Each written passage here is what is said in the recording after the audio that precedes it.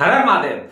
दोस्तों, जब भी मैं लोगों से सवाल पूछता हूं तो कोई इस सवाल का ठीक से जवाब नहीं दे पाता है, और हो सकता है आप ठीक जवाब दे दें। बताइए, मानवीय जीवन की पृथ्वी पर ऐसी कौन सी सबसे कठिन पूजा है, ऐसी कठिन पूजा जिसे करना हर किसी के बस की बात नहीं है, हर किसी के बस की बात नहीं है।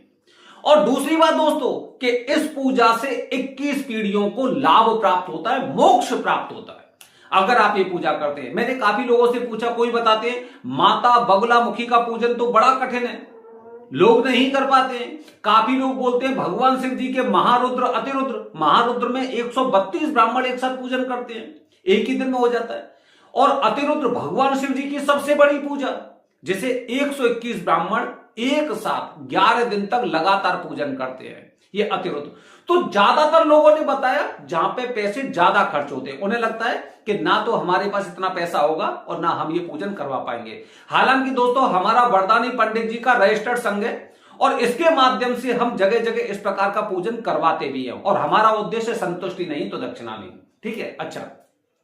तो दोस्तों, हालांकि इनके सभी के उत्तर गलत थे, लेकिन मैं आपको बता रहा हूं दोस्तों, एक पूजा होती जिसे बोलते हैं नारायण नागबली।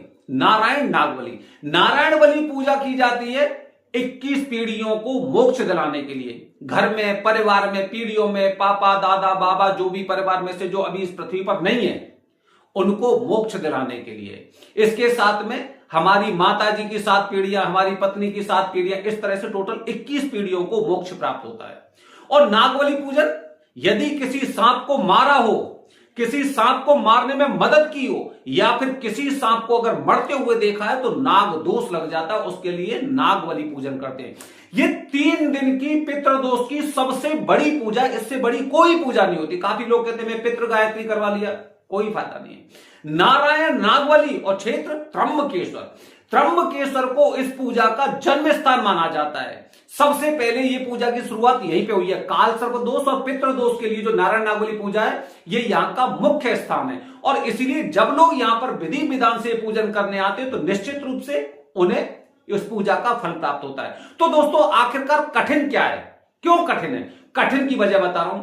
जो लोग भी ये पूजा करने वाले हैं, उनके गोत्र में 1 साल के अंदर ना तो किसी की मृत्यु हुई हो, ना 1 साल के अंदर किसी की शादी हुई हो, और ना 1 साल के अंदर किसी का जन्म हुआ हो। सोचिए दोस्तों, पहले हम संयुक्त परिवार में रहते थे, गोत्र में किसी ना किसी को कुछ ना कुछ समस्याएं होती रहती हैं, तो कैसे करेंगे पूजन? इसीलिए इसके लिए विशेष रूप से समय निकाला जाता है कि जैसे ही 1 साल मेरा ठीक से निकला और मुझे पूजन करवा देना चाहिए। तो सबसे कठिन पूजन यही होता है।